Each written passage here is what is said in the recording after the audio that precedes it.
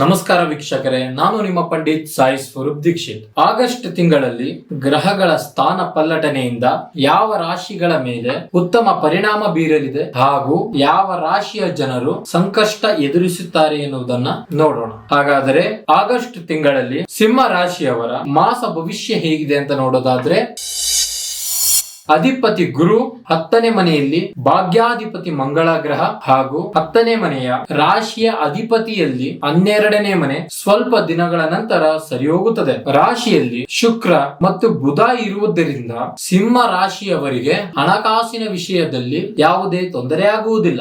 ಈ ತಿಂಗಳಲ್ಲಿ ವ್ಯಾಪಾರಸ್ಥರಿಗೆ, ಸರ್ಕಾರಿ ಉದ್ಯಮಿಗಳಿಗೆ ತುಂಬಾ ಶುಭ ಫಲವಿದೆ. ಅದರಲ್ಲೂ ವ್ಯಾಪಾರಸ್ಥರು ಸ್ವಲ್ಪ ಮಟ್ಟಿಗೆ ಹುಷಾರಾಗಿರಬೇಕು, ಸ್ವಲ್ಪ ಮಟ್ಟಿಗೆ ಜಾಗೃತರಾಗಿರಬೇಕು. ಮನೆ ಮಾರುವುದು, ಸೈಟ್ ಖರೀದಿಸುವುದು, ಮಾರಾಟ ಮಾಡುವುದು, ಈ ಎಲ್ಲಾ ವ್ಯಾಪಾರ ಮಾಡುವವರಿಗೂ ಈ ಮಾಸ ಶುಭ ಫಲವಾಗಿದೆ. ಹಾಗೂ 8ನೇ ಮನೆಯಲ್ಲಿ ರಾಹು, 2ನೇ ಮನೆಯಲ್ಲಿ ಕೇತು ಇರುವುದರಿಂದ ಕುಟುಂಬದಲ್ಲಿ ಕಲಹಗಳು ಸ್ವಲ್ಪ ಜಾಸ್ತಿ ಇರುತ್ತೆ. ಇನ್ನು ಆರೋಗ್ಯದ ವಿಷಯದಲ್ಲಿ ಸ್ವಲ್ಪ ಏರುಪೇರು ಆಗುವ ಸಾಧ್ಯತೆಗಳಿವೆ. ಇವುಗಳ ಕಡೆಗೆ ಸ್ವಲ್ಪ ಗಮನ ಹರಿಸಿದರೆ ಉಳಿದಂತೆ ಸಿಂಹ ರಾಶಿಯವರಿಗೆ ಎಲ್ಲವೂ ಶುಭ ಫಲವೇ. ಇನ್ನು ಗಂಡ ಹೆಂಡತಿಯ ನಡುವೆ ಸ್ವಲ್ಪ ಮಟ್ಟಿಗೆ ಭಿನ್ನಾಭಿಪ್ರಾಯ ಹೆಚ್ಚಾಗಬಹುದು. ಆದ್ದರಿಂದ ಸಿಂಹ ರಾಶಿಯವರು ಈ ಮಾಸದಲ್ಲಿ ಸಾಧ್ಯವಾದಷ್ಟು ತಾಳ್ಮೆ ವಹಿಸಬೇಕು. ಇನ್ನು ಮುಂತಾದ ಯಾವುದೇ ಸಮಸ್ಯೆಗಳಿದ್ದರೂ ಕೂಡ ಕರೆ ಮಾಡಿ, ಸಾಧ್ಯವಾದಲ್ಲಿ ನೇರವಾಗಿ ಭೇಟಿ ಮಾಡಿ. ಧನ್ಯವಾದಗಳು. ಜೈ ಜೈ ಸಾಯಿ.